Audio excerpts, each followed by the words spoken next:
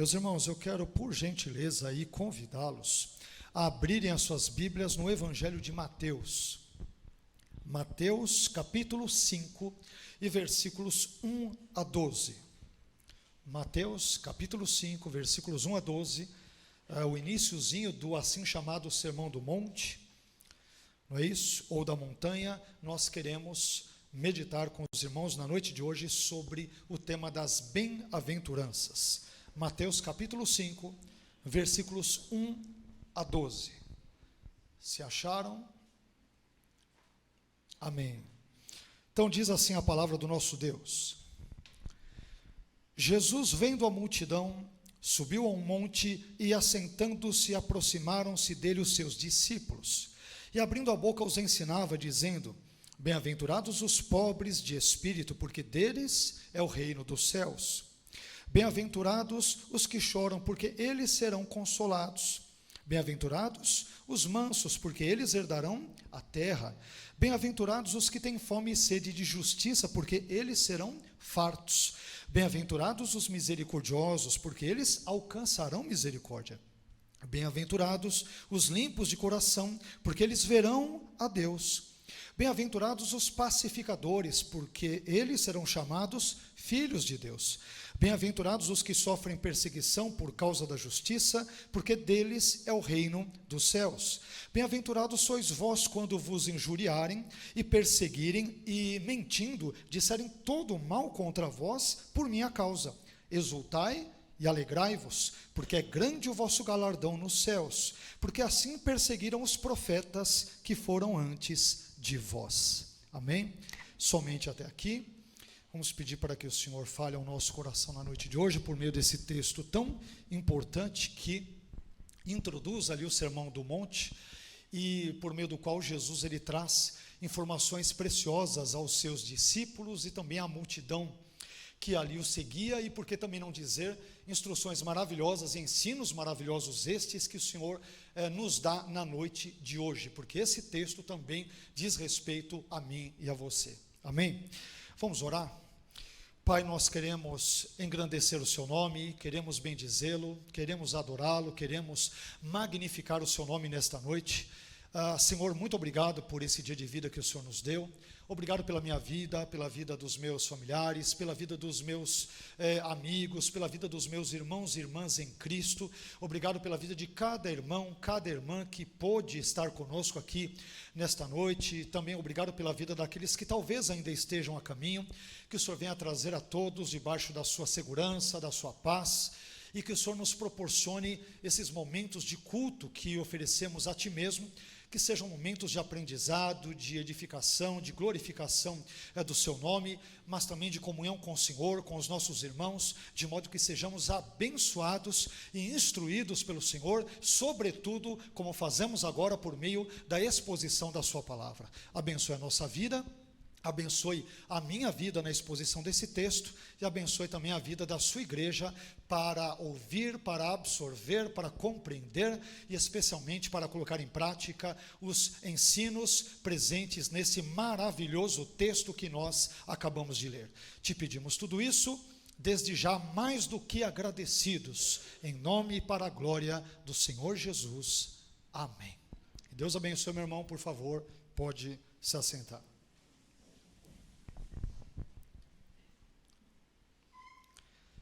Se existe uma coisa que todo ser humano deseja nesta vida, e nós já falamos sobre isso, eu diria que meses atrás, quando meditamos sobre o Salmo 1, se existe uma coisa que todo ser humano deseja na vida, essa coisa é ser feliz, é ser próspero, é ser abençoado.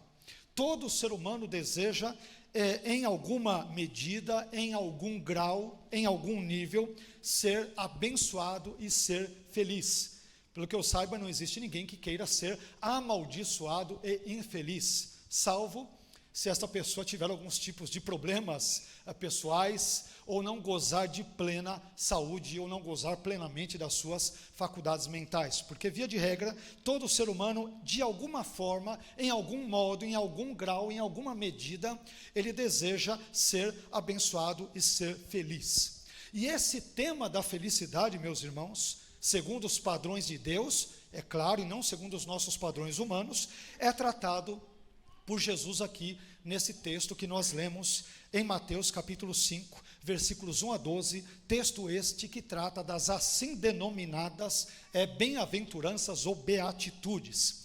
Em Mateus capítulo 5, versículos 1 a 12, nós encontramos várias vezes a expressão, como vocês puderam perceber na leitura, a expressão bem-aventurados, que é a tradução de um adjetivo grego, makarios, que significa abençoado, afortunado, feliz, privilegiado, ou seja, apenas um adjetivo que representa apenas coisas boas, coisas agradáveis ou coisas positivas, coisas que cada um de nós, qualidades estas ou características estas, que todos nós desejaríamos ou, mais uma vez, reitero, desejamos ter na nossa vida. Pois bem, quem é um indivíduo que pode ser classificado como abençoado ou como uma pessoa feliz, segundo Jesus? Esse texto que nós acabamos de ler, ele nos dá uma resposta a essa pergunta, dizendo que existem 8 tipos de pessoas que são abençoadas, são afortunadas, felizes e privilegiadas de acordo com Jesus. E agora nós vamos então descobrir quem são essas pessoas que são felizes a partir das 8 bem-aventuranças citadas por Jesus nesse texto. Então nós vamos ver quais são cada uma dessas bem-aventuranças e vamos aprender o que significa ser feliz de acordo com Jesus, de acordo com esse trecho do sermão do monte ou da montanha que nós acabamos de ler. Eu aprendo, meus irmãos, em primeiro lugar, que a primeira bem-aventurança é a seguinte: bem-aventurados os pobres de espírito. Mateus capítulo 5, versículo 3 diz: bem-aventurados os pobres de espírito, porque deles é o reino dos céus. Perceba já de cara, já na introdução aqui, a nossa fala, que Jesus ele não diz bem-aventurados os pobres de dinheiro, ou bem-aventurados os pobres de recursos materiais. Em vez disso, Jesus diz bem-aventurados os pobres de espírito. E aqui, meus irmãos, a expressão pobres de espírito, ela parece se referir àquelas pessoas que perceberam, e não apenas perceberam, mas também admitiram e admitem a sua carência, a sua miséria, a sua necessidade e a sua pobreza espirituais. Em outras palavras, essas pessoas pobres de espírito não são pessoas autossuficientes e independentes, mas são pessoas, isto sim, que se percebem fracas e, portanto, se enxergam como seres carentes de Deus, da sua graça, do seu perdão, da sua misericórdia, do seu amor, da sua presença e, por que também não dizer, é claro, das suas bênçãos. E aqui, as pessoas que agem assim, apesar de se verem como pobres, olha que coisa interessante, a ironia do texto, essas pessoas que se veem como pobres diante dos seus olhos, que se veem como carentes de Deus, carentes espiritualmente falando, essas pessoas terão acesso a um riquíssimo reino. Elas herdarão um riquíssimo reino, elas pertencerão ao reino mais rico e poderoso de todos, que é o reino de Deus, o reino dos céus. Porque o texto diz: são felizes ou afortunados ou privilegiados os pobres de espírito. Por que, Jesus? O que lhes acontecerá? Porque essas pessoas terão o reino dos céus, delas será o reino dos céus.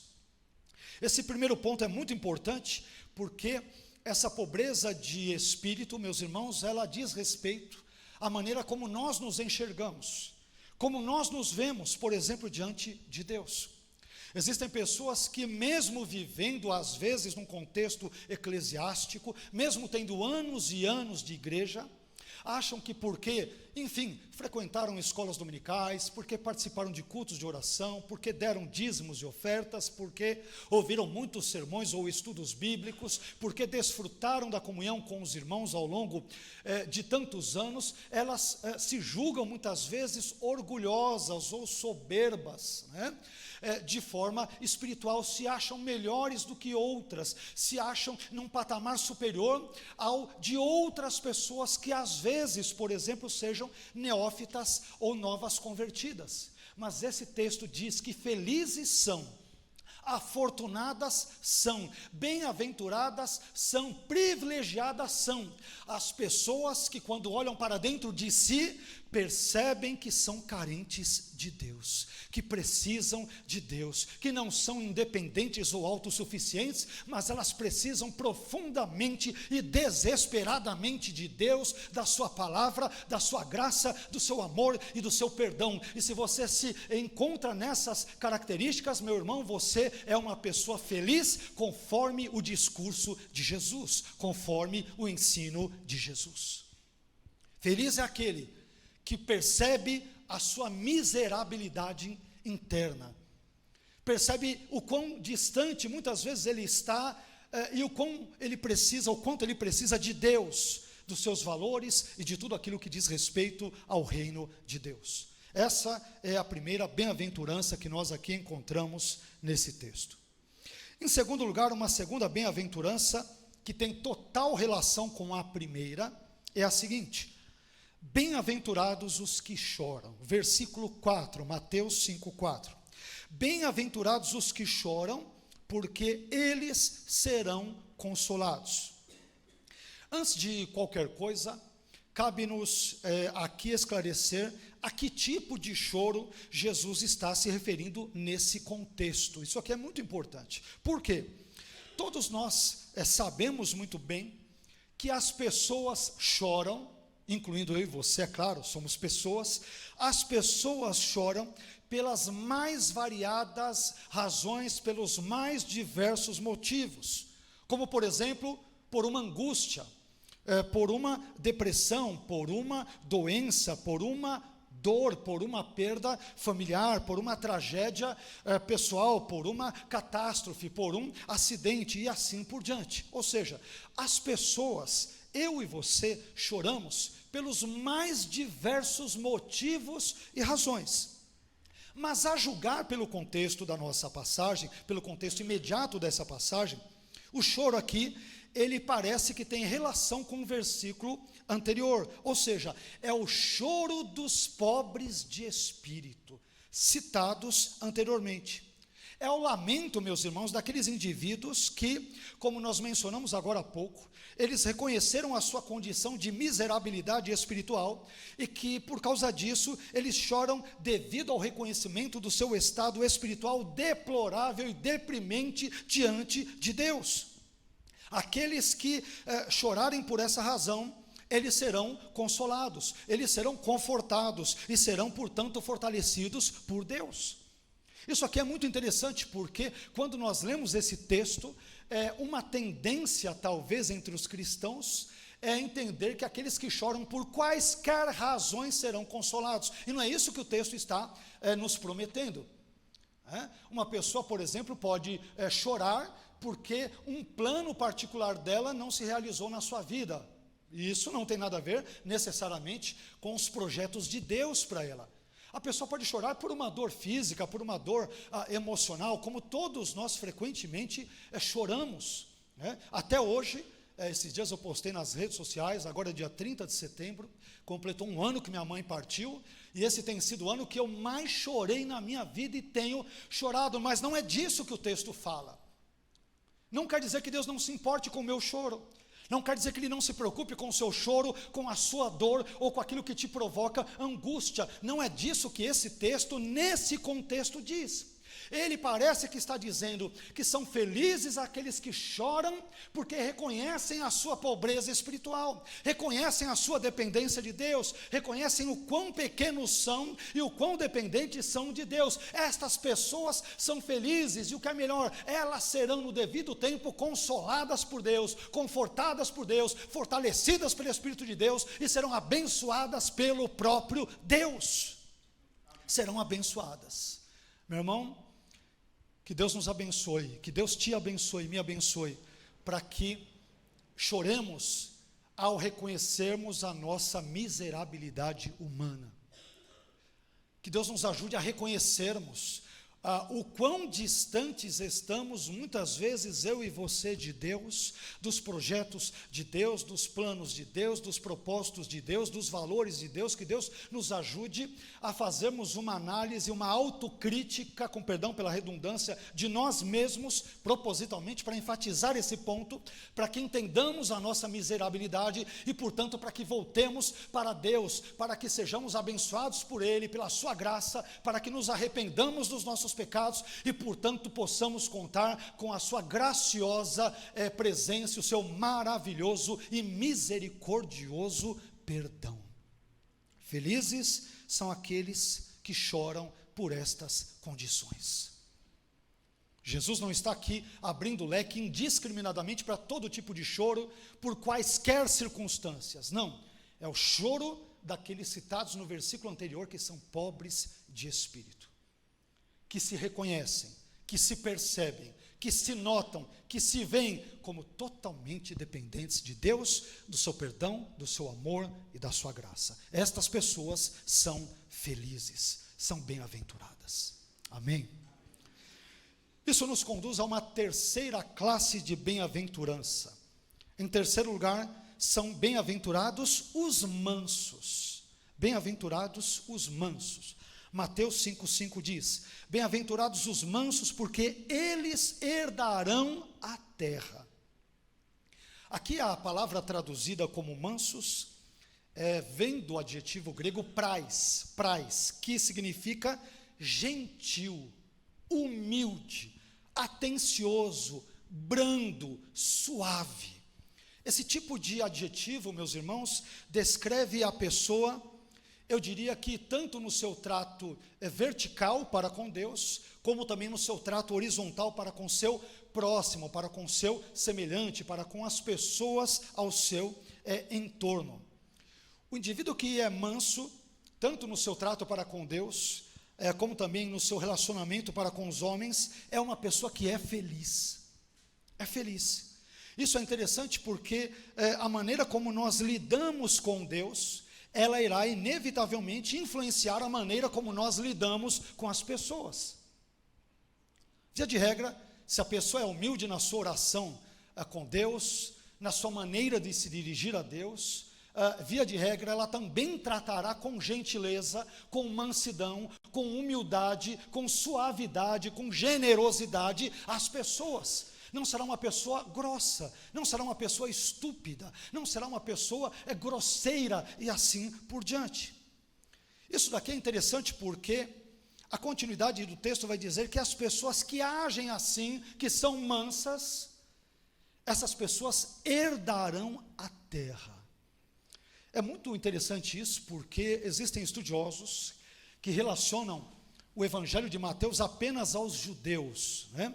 O Evangelho de Mateus, ele diz respeito ou se aplica apenas aos judeus, o que é um gravíssimo engano, né? Talvez poderia até beirar a heresia, porque o Evangelho de Mateus, evidentemente, ele é escrito a judeus, mas a judeus que ou são cristãos ou estão ouvindo sobre o Messias e estão na qualidade de quase recebê-lo como seu Senhor e Salvador. Ora, se você disser que o Evangelho de Mateus aplica-se apenas aos judeus, então eu diria para você, jogue fora a oração do Pai Nosso, porque ela está em Mateus capítulo 6. Descumpra, por exemplo, o ide que aparece em Mateus 28, onde Jesus diz: ide por todo mundo, fazer discípulos de todas as nações, batizamos em nome do Pai, do Filho e do Espírito Santo. Deixe isso para os judeus, afinal de contas, eu sou gentil e não sou judeu. Então perceba que é um erro tolo e que infelizmente muitos cometem. Esse texto foi sim escrito originalmente aos judeus, como toda a Bíblia, originalmente falando, não foi escrita originalmente a mim e a você, mas esse texto evidentemente e obviamente se nos aplica, aplica-se a mim e aplica-se a você. Voltando à ideia das pessoas que Jesus diz que ao serem mansas herdarão a terra. Meu irmão, em última análise, o cumprimento dessa promessa, que diz respeito à herança da terra, ocorrerá somente no futuro, quando os crentes em Jesus herdarão os novos céus e a nova terra, isto é, um mundo totalmente restaurado e redimido pelo próprio Deus. Aliás, esta era, por exemplo, também a esperança do apóstolo Pedro. Pedro que, em 2 Pedro, capítulo 13, versículo 13, ele disse: mas nós, segundo a sua promessa, a promessa de Deus, aguardamos novos céus e nova terra em que habita a justiça. Neste mundo caído em que nós vivemos, a injustiça reina, o pecado domina e a calamidade impera, mas nos novos céus e na nova terra, isto é, no mundo futuro, que será totalmente restaurado e redimido por Deus, a injustiça não mais reinará, e o pecado não mais dominará, e é essa terra que nós herdaremos no futuro, não porque a mereçamos, mas porque Deus graciosamente prometeu que a dará, e Ele é poderoso para cumprir, e Ele haverá de cumprir tudo quanto Ele prometeu na sua gloriosa, inerrante, infalível, poderosa palavra, transformadora palavra, que transforma a minha vida e transforma também a sua vida. Então os mansos, eles vão herdar a terra. Mansidão, essa gentileza, essa humildade no trato, essa atenção, essa brandura, o contrário de um caráter ou de um comportamento mais brusco, mais áspero, mais violento, mais cruel. Discípulos de Jesus são conhecidos justamente por essa humildade, por essa gentileza, por essa brandura no comportamento. Amém?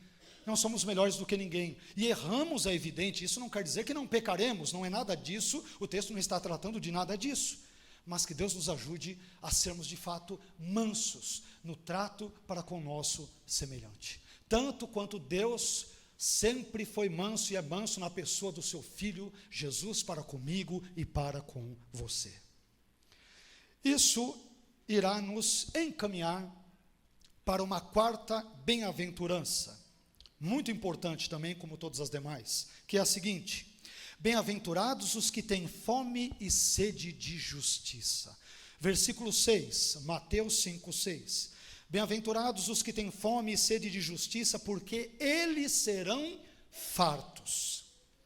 Aqui, meus irmãos, a palavra justiça tem a ver com uma conduta, com um comportamento que é caracterizado pela corretude e pela retidão, ou seja, tem a ver com um comportamento que é caracterizado por aquilo que é correto. Em outras palavras, ter fome e sede de justiça significa desejar aquilo que é correto conforme os padrões de Deus, e não aquilo que supostamente é correto de acordo com os padrões dos homens ou padrões humanos e mundanos. É disso que o texto trata. E aqui é interessante Jesus empregar essa linguagem da fome e da sede, os que têm fome e sede de justiça. Isso aqui é muito interessante porque um dos instintos naturais mais fortes do ser humano, aliás, de todo ser humano normal, é um instinto que o impele, que o impulsiona e que o move, por exemplo, para buscar por alimento e por comida. Deus nos criou, meus irmãos, e nós sabemos disso muito bem, com esse instinto, porque é esse instinto que contribui, por exemplo, para a nossa sobrevivência. Pois bem, assim como o desejo por comida e por bebida é básico para a nossa existência humana, da mesma forma, o desejo por aquilo que é correto, conforme os padrões de Deus, também deve ser algo sempre presente na vida dos filhos e filhas de Deus, dos servos e das servas de Deus. Sendo assim, aqueles que têm fome e sede de justiça, isto é, aqueles que têm fome e sede daquilo que é correto conforme os padrões de Deus, ainda se fartarão disso. Isso não significa que esse anseio, meu irmão, ele será satisfeito neste mundo. Pastor, o senhor está dizendo que toda a injustiça que eu sofri neste mundo, Deus haverá de retribuir conforme tudo que eu sofri? Não tem nada a ver com isso. Isso não significa necessariamente que esse anseio será satisfeito nesse mundo, mas ele certamente será satisfeito no mundo por vir, nesse novos céus e nova terra, em que, conforme disse Pedro mais uma vez, habita a justiça. Podemos sofrer injustiças neste mundo. Não só podemos, sofremos e ainda sofreremos. Injustiças em termos relacionais, em termos talvez ministeriais, em termos financeiros, em termos talvez conjugais, em termos familiares, em termos de relacionamentos interpessoais, em termos de tratos para com os órgãos públicos, para com o governo, para com a sociedade. Nesse mundo ainda sofreremos todos os tipos de injustiças, mas são felizes aqueles que anseiam pela vinda da justiça conforme os padrões estabelecidos por Deus, porque no tempo certo, do jeito de Deus, da forma de Deus, no momento correto que Deus planejou, nós haveremos de ser fartos pelos padrões de justiça estabelecidos pelo próprio Criador dos céus e da terra, e aquele que sustenta todas as coisas, incluindo a minha vida e a sua vida, em nome de Jesus. Tenhamos sede e fome de justiça, conforme os padrões de Deus. Não os padrões humanos, não conforme a régua humana, mas de acordo com as leis de Deus e os valores de Deus e do seu reino. Isso nos conduzirá a uma quinta bem-aventurança também presente nesse texto, que é a seguinte: bem-aventurados os misericordiosos. Versículo 7, Mateus 5,7 diz: bem-aventurados os misericordiosos, porque eles alcançarão misericórdia. Olha que texto lindo, né? Singelo, simples, mas tocante, profundo, verdadeiro, como é, claro, toda a palavra de Deus. Meu irmão, ser misericordioso significa, de forma bem geral, bem simples, ser misericordioso significa ser bondoso e caridoso diante da miséria alheia. Aliás, a nossa palavra em português, misericórdia, né, ela vem de duas palavrinhas ali latinas, a ideia de misere, que é miséria, e cordis, coração. Então, a misericórdia é ter o coração voltado para a miséria de outrem, é se solidarizar com a miséria do outro. A misericórdia, meus irmãos, é aquele sentimento de compaixão e de solidariedade em relação à dor de alguém. Compaixão e solidariedade estas que nós mesmos recebemos primeiro de Deus, através do perdão que Ele nos concedeu por meio do Seu Filho Jesus Cristo.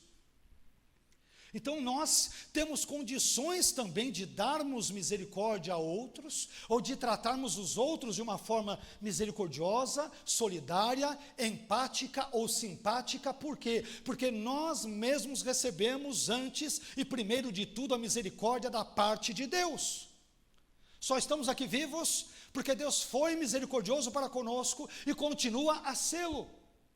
Não porque mereçamos, não porque sejamos bons, não porque sejamos profissionais da fé ou algo do gênero, mas recebemos misericórdia porque Deus é gracioso e porque Ele se inclinou para a minha e para a sua miséria. Ele enviou Jesus para morrer na cruz pelos meus e pelos teus pecados, e em razão disso e em consequência disso, nós obtemos vida e vida abundante, vida eterna, quando pela graça nós nos arrependemos dos nossos pecados e confiamos em Cristo.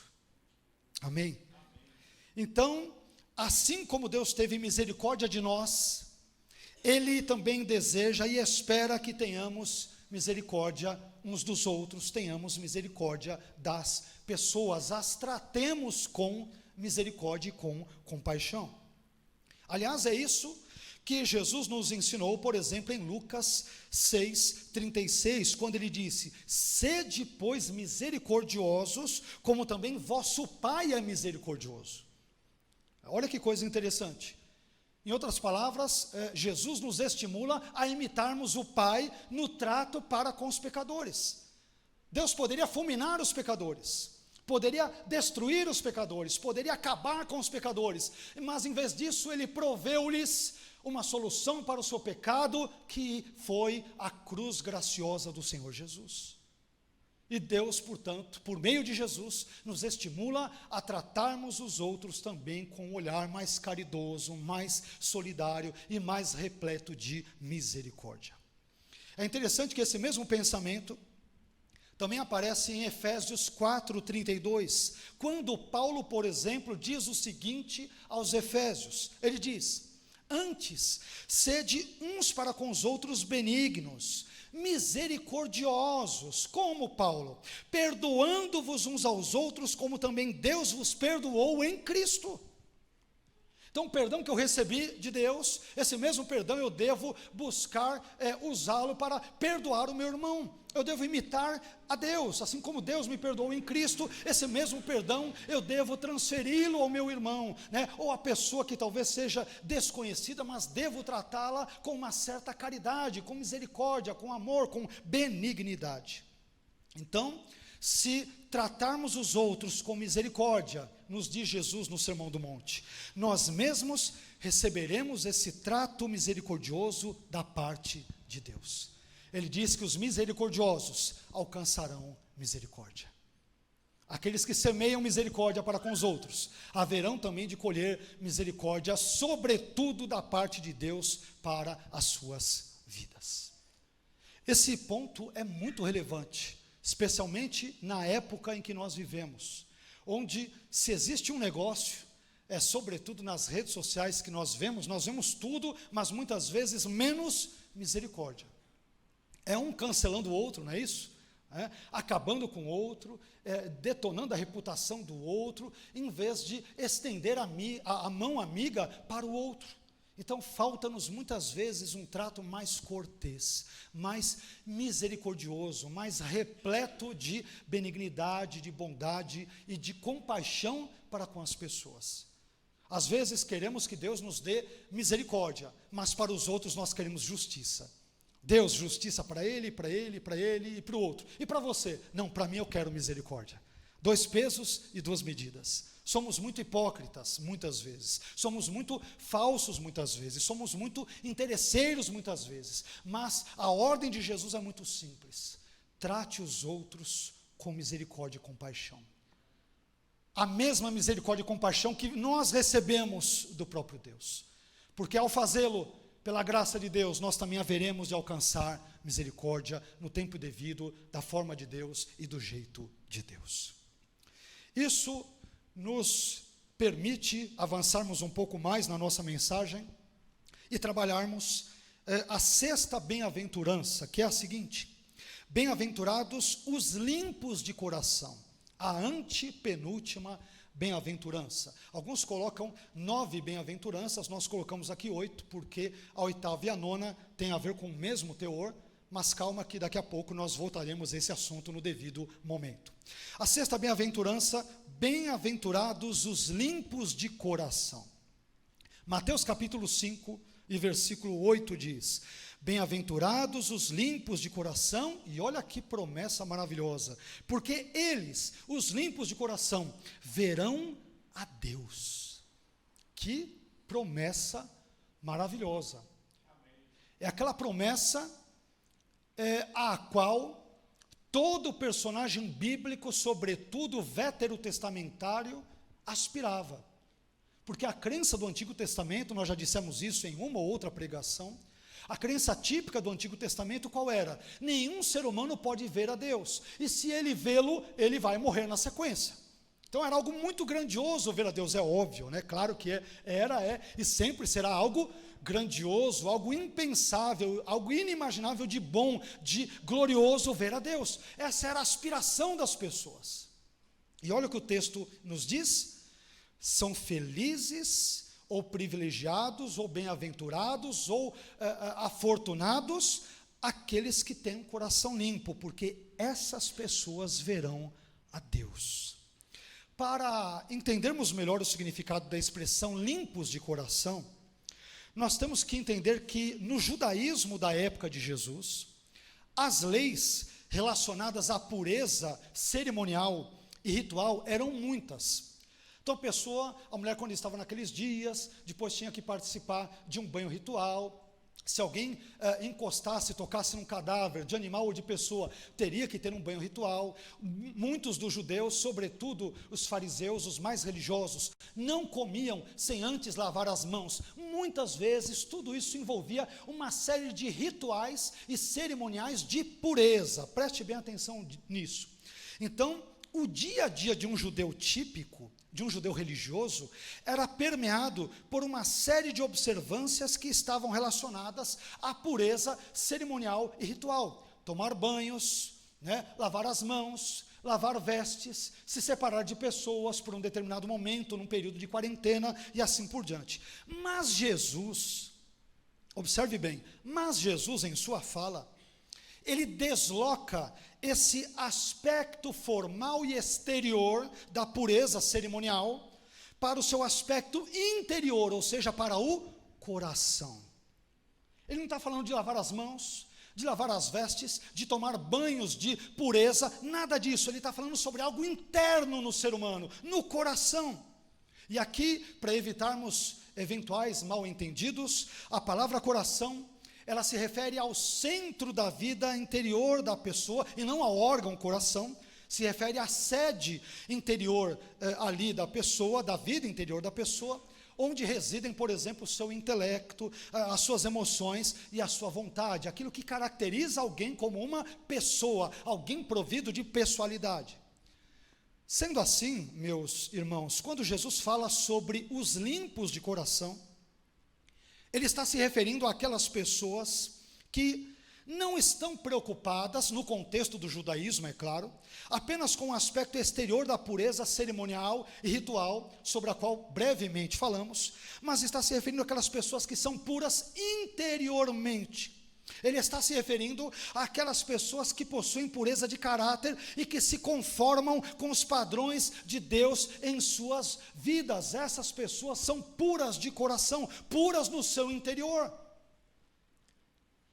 E essas pessoas de Jesus, como nós já adiantamos, elas terão uma recompensa inigualável, impensável, inimaginável, insuperável. As pessoas que agirem assim, com pureza interior, elas verão a Deus. Ora, essa expressão ver a Deus, ela tem recebido pelo menos duas interpretações distintas, entre outras possíveis que poderíamos aqui mencionar. A primeira interpretação entende que ver a Deus significa receber algum tipo de compreensão e visão interior da pessoa e natureza de Deus ainda neste mundo. Então o sujeito pode ter uma experiência espiritual, metafísica, grandiosa, onde ele pode ver Deus, ou perceber Deus, ou experimentar, em certo sentido, Deus, de uma forma que dantes não experimentou, vamos assim dizer. Então é uma recompensa, ou seria uma recompensa, digamos, terrena para este mundo, aqui e agora. Já a segunda interpretação, talvez a mais possível ou provável, ela entende que ver a Deus significa ter uma visão beatífica de Deus, ou ter algum tipo de experiência com Deus no futuro, isto é, num contexto escatológico, sobretudo a partir da vinda de Jesus e de todos os eventos derradeiros, futuros, escatológicos e últimos da história. Só para termos uma ideia, João, por exemplo, o apóstolo João, em 1 João 3,2, ele também parece caminhar para essa direção, quando ele diz o seguinte, que quando ele, isto é, Deus, se manifestar, seremos semelhantes a ele. E olha o que ele diz, porque assim como é, o veremos. Então, a julgar por essas informações, essa interpretação escatológica parece ser a mais adequada.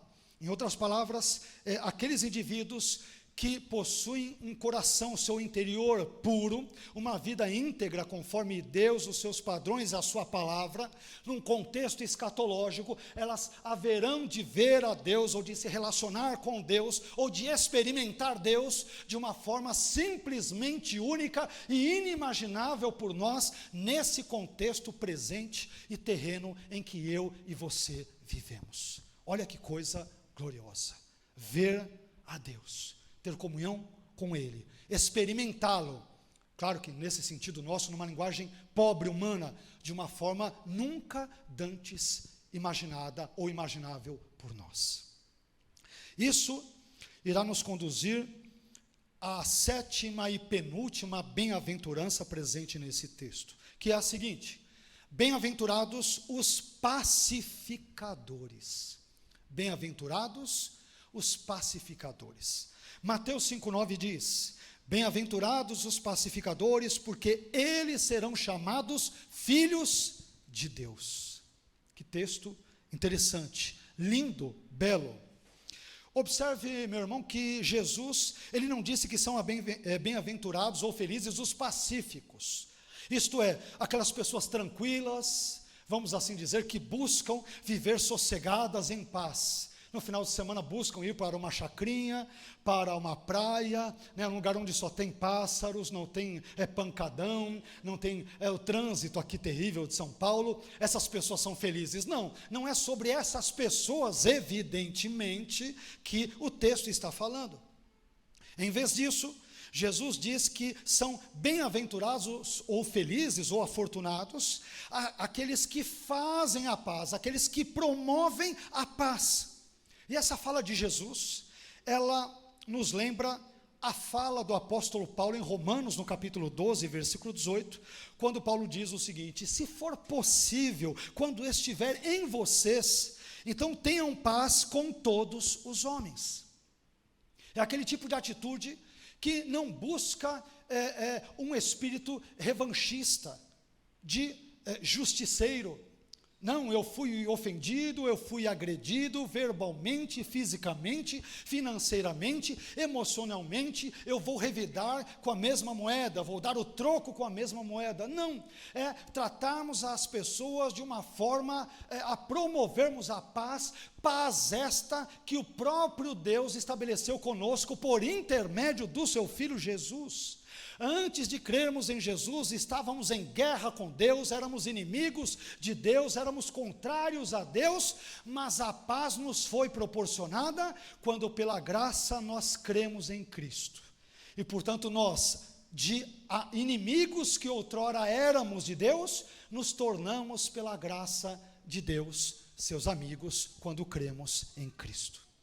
Então é promovermos a paz entre as pessoas. Claro que não é a paz a todo custo. Por exemplo, eu vou promover a paz, nem que para isso eu tenha que sacrificar a verdade do Evangelho. Nananina, não. Não é disso que Jesus está falando. Não é disso que Paulo está falando. Não é disso que nenhum autor bíblico está falando. É promovermos a paz a partir de Deus, dos seus padrões, da sua palavra, dos seus valores e das suas escrituras. Então, aqueles que promovem a paz, por exemplo, amando os seus inimigos, como Jesus nos ordena nas escrituras, estas pessoas estão agindo como o próprio Deus. E por isso, ao agirem assim, eles são chamados de filhos de Deus, visto que se parecem com seu Pai nesse quesito. Então olha que coisa interessante. São felizes os pacificadores, porque eles serão chamados filhos de Deus. Deus quer estabelecer a paz com os homens por meio de Jesus. Portanto, aqueles que também quiserem imitá-lo nesse aspecto e nesse quesito, se parecerão com seu Pai Celestial. E, portanto, serão corretamente chamados de filhos e filhas de Deus. Isso irá nos levar, meus irmãos, finalmente para a última das bem-aventuranças, a oitava e última bem-aventurança, que é a seguinte: bem-aventurados os perseguidos e maltratados por causa da sua relação com Cristo. Bem-aventurados os perseguidos e maltratados devido ao seu relacionamento com Cristo. Lembram-se que nós comentamos, inclusive, em contextos anteriores? Aliás, comentamos sobre isso no outro domingo, no domingo passado, que seguir a Jesus fielmente, buscar fazer isso, é algo que poderá custar toda a nossa vida. Poderá custar tudo que temos e somos, poderá custar a nossa própria vida, a nossa própria existência. E esse texto, mais uma vez, ele vai, de alguma forma, ecoar esse pensamento dito ali por Jesus em outro contexto, como vimos no outro domingo em Lucas, no capítulo 9. Mas veja bem, acompanhe aqui comigo, por favor, o último trecho aqui de Mateus, que é Mateus capítulo 5, versículos 10 a 12. Preste, por favor, muita atenção nesse texto. Mateus 5, versículos 10 a 12. Bem-aventurados os que sofrem perseguição por causa da justiça. Justiça envolve o versículo que nós lemos agora há pouco. Os que têm fome e sede de justiça, ou seja, aquele conjunto de valores conforme os padrões de Deus. Então aqui Jesus está retomando o mesmo ponto que ele havia mencionado no início do texto. Olha lá. Bem-aventurados os que sofrem perseguição por causa da justiça, porque deles é o reino dos céus. E agora Jesus aprofunda um pouco mais esse pensamento dizendo: bem-aventurados sois vós, quando vos injuriarem e perseguirem, e olha só, e mentindo, disserem todo mal contra vós por minha causa. Ou seja, envolve o relacionamento dos discípulos com Jesus. Não são situações corriqueiras do dia a dia. Na empresa eu fui maltratado, na empresa o patrão mentiu ao meu respeito, me injuriou, me caluniou e fui mandado embora. Mas tem alguma coisa a ver com a sua fé? Não, não tem nada a ver. Tem nada a ver com a minha fé. Então, não é disso que o texto está tratando.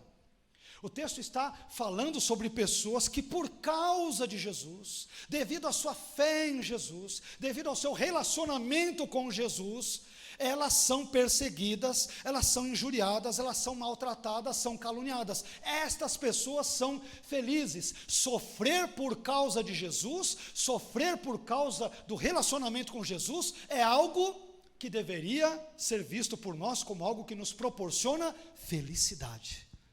É interessante isso.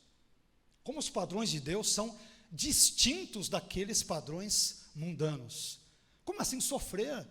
Para mim, felicidade, como diriam os filósofos gregos, romanos e outros, felicidade é ausência de sofrimento. Pois bem, ainda bem que nós seguimos a Jesus e não um filósofo grego, algo do gênero. Então Jesus diz que felicidade, um dos elementos que compõem a felicidade ou a bem-aventurança, segundo Jesus, é o sofrimento por causa da nossa fé. Meu irmão, se você sofre de alguma forma por causa da sua fé, por causa do seu relacionamento com Jesus, então, glórias a Deus pela sua vida. Isso é bênção. É estranho falar sobre isso, né? Mas é bênção. Então, Jesus nos ensina aqui que se vivermos uma vida de acordo com os padrões de Deus, e uma vida mergulhada numa relação verdadeira com Cristo, então o resultado desse tipo de vida será um conjunto de problemas que nós colheremos. Jesus cita algumas: injúria, perseguição e difamação. Quem quiser viver uma vida correta e piedosa com Jesus, vai ter problema pela frente. O que Paulo vai dizer? Aqueles que querem viver piamente em Cristo, sofrerão perseguições. Está escrito. Paulo diz isso, Jesus diz isso, a Bíblia diz isso. Então, viver uma vida, ou se esforçar por viver uma vida correta com Cristo, se relacionando com Ele, meus irmãos, isso pode produzir coisas muito ruins para nós neste mundo. Mas diante disso tudo, como que nós deveríamos reagir diante de todos esses problemas provocados por causa do nosso relacionamento com Cristo? Deveríamos abandonar o Evangelho? Deveríamos sair da igreja? Deveríamos voltar para o mundo, para as baladas, para todas aquelas coisas ali, para as farras e para os valores do mundo? Não. Veja só, Mateus 5,12, parte A, responde: exultai e alegrai-vos, porque é grande o vosso galardão nos céus. Se estiver sofrendo por causa de mim, diz Jesus, alegre-se. Está passando por uma série de perrengues na empresa, na sociedade, por causa da sua fé, alegre-se, exulte, porque o seu galardão no céu será grande. Em outras palavras, meus irmãos, Jesus está nos dizendo que o céu recompensará as nossas adversidades terrestres, resultantes do nosso relacionamento com Cristo. Preste bem atenção no que eu vou te dizer. Em outros termos, Jesus está dizendo que vale a pena sofrer por causa da nossa fé em Cristo. Vale a pena ser injustiçado em nome de um relacionamento correto com Deus. Vale a pena sofrermos neste mundo, se esse sofrimento for devido à nossa fé depositada em Deus e em sua palavra. A vida eterna compensará a nossa dor, diz Jesus. A eternidade, meus irmãos, a eternidade com Deus irá ressarcir todos os eventuais prejuízos que tivermos neste mundo por causa da nossa fé. E portanto, vale a pena ser cristão, vale a pena seguir a Jesus, vale a pena confiar em Jesus, vale a pena adorar a Jesus, vale a pena praticar as palavras gloriosas do Senhor Jesus Cristo de Nazaré. Vale a pena. Vale a pena. Isso nos faz encaminhar para o final da nossa mensagem. E eu gostaria, portanto, de concluir essa mensagem dizendo que hoje nós aprendemos que existem 8 tipos de pessoas que são abençoadas, afortunadas, felizes e, digamos, privilegiadas diante de Deus, de acordo, obviamente, com o texto que nós lemos. São felizes, primeiro, os pobres de espírito. Segundo, os que choram. Terceiro, os mansos. Quarto, os que têm fome e sede de justiça. Quinto, os misericordiosos. Sexto, os limpos de coração. Sétimo, os pacificadores. E oitavo, os perseguidos e maltratados por causa da sua relação com Cristo. Mais uma vez, seguir a Jesus tem bônus, mas também tem ônus. Tem coisas boas, mas também aprendemos nas Escrituras, e foi o próprio Jesus quem nos disse que no mundo teríamos e temos, e por que não dizer teremos, aflições. Faz parte da vida cristã. E que Deus nos ajude a escolhermos a melhor parte, que é estarmos aos pés de Jesus, ouvindo a sua palavra, sendo por Ele corrigidos e por Ele abençoados. Que Deus, portanto, abençoe a minha vida, a sua vida, e que essa palavra ela faça morada e, de fato, transforme o seu coração, a minha e a sua mente, a minha e a sua vida, de forma geral, em nome de Jesus. Amém? Vamos ficar em pé, vamos orar ao nosso Deus.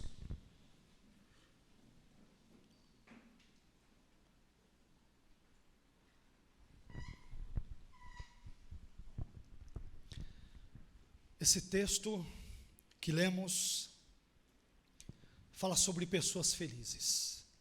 Felizes, mais uma vez, conforme os padrões de Deus. Não conforme os padrões humanos. Não conforme os padrões tão estereotipados e invertidos da sociedade na qual nós presentemente vivemos. Os valores de Deus são diferentes dos valores dos homens. Os valores de Jesus são diferentes dos valores deste mundo. E Jesus nos promete que se nós cumprirmos esses 8 itens brevemente citados, nós seremos abençoados, da perspectiva de Deus, do jeito de Deus, no tempo de Deus e na forma que Deus assim desejar. Amém? Mas a vida cristã tem os seus desafios, tem as suas dificuldades, tem as suas lutas. E que Deus nos ajude a ficarmos firmes na nossa fé, independentemente das dificuldades que nos sobrevierem. Amém? Estar nesse mundo caído, meus irmãos, significa sofrer injustiças, experimentar todos os efeitos nocivos, deletérios e prejudiciais do pecado. Viver nesse mundo significa isso. Jesus nunca nos enganou, nunca nos disse algo ao contrário disso, nunca. Como eu disse no outro domingo, Jesus nunca nos prometeu casa, comida, roupa lavada, isenção de quaisquer problemas, blindagem contra todos os tipos de males. Se alguém disse isso para você, com certeza é isso que foi dito, não reflete nem um pouco os ensinos de Jesus. No mundo nós vamos ter aflições, mas nos animemos, porque o nosso Senhor Jesus venceu este mundo que nos aflige. Amém? Essa é a nossa esperança, é parte da nossa esperança. Amém? Fecha os teus olhos, vamos orar, vamos pedir para que Deus nos abençoe. Senhor, nós queremos mais uma vez glorificar o seu nome, queremos agradecê-lo pela sua bondade, por tudo aquilo que o Senhor falou ao nosso coração nesta noite. E queremos te pedir que o Senhor nos ajude a nos enquadrarmos nesses quesitos, nessas categorias, nesses pontos, Senhor, sobre os quais nós meditamos na noite de hoje. Ajude-nos, Senhor, a entendermos a necessidade da pobreza espiritual, dentro daquilo que o Senhor falou nesse texto, a chorarmos em razão disso, a sermos mansos, a termos fome e sede de justiça, a sermos misericordiosos, a termos um coração limpo, Senhor, que o nosso ser interior seja limpo, seja puro, seja santificado. Ajude-nos a sermos pacificadores, e ajude-nos, ó Senhor, a entendermos que somos felizes quando somos perseguidos e maltratados por causa do nosso relacionamento contigo, ó Senhor Jesus. Tudo isto faz parte, ou deveria de alguma forma, pelo menos fazer parte, daquilo que entendemos ser vida cristã. Te peço neste momento, mais uma vez, que o Senhor perdoe os nossos pecados, perdoe as nossas falhas, Senhor. Senhor, tire-nos dos caminhos errados, do caminho mau, do caminho perverso, do caminho ímpio, do caminho da apostasia, do caminho do erro. Tire-nos desses caminhos, Senhor, e guie-nos pelos caminhos do Senhor, pelas tuas sendas, guie-nos pelo caminho eterno. Estamos aqui porque somos tuas ovelhas, tu és o nosso sumo pastor. Nós não temos a quem ir, a quem recorrer, ou em quem ou no que nos refugiarmos, porque só tu tens as palavras de vida eterna. Só o Senhor é que pode nos abençoar, só o Senhor é que pode transformar a nossa vida. O Senhor pode mudar o nosso casamento, o Senhor pode transformar a nossa família, o Senhor pode agir na vida dos nossos filhos, dos nossos pais, dos nossos amigos, vizinhos. O Senhor pode intervir na nossa história, o Senhor pode nos transformar. Ajude-nos, Senhor, para que nos moldemos conforme os valores do seu Evangelho. E não que ocorra o contrário, Senhor, não, de forma alguma queremos moldar o seu Evangelho aos nossos valores customizados, pecaminosos e decaídos. Queremos nós sim, nos condicionarmos à sua vontade expressa na sua palavra. Nos ajude a fazermos isso, Senhor. E perdoe-nos por todas as vezes em que assim não o fizemos ou não o fazemos. Perdoe-nos nessa noite. Mas ajude-nos a sermos pessoas bem-aventuradas. Ajude-nos a sermos pessoas felizes, privilegiadas, mas de acordo com o padrão que o Senhor mesmo estipulou. Não de acordo com padrões humanos, mundanos, pecaminosos, mas ajude-nos a sermos felizes ou bem-aventurados de acordo com a sua palavra, a qual nós lemos nessa noite, a qual também pregamos nessa noite. Que a sua palavra nos transforme. Ajude-nos para que a sua palavra, Senhor, venha impactar a nossa vida, venha transformá-la, venha modificá-la. Nós precisamos ser tocados e transformados pela sua palavra. Te glorificamos por tudo. Fique conosco e continue a nos guiar, Senhor, pela sua palavra, pelos seus valores e pela justiça do seu reino. É o que nós te pedimos. Em nome de Jesus. Amém.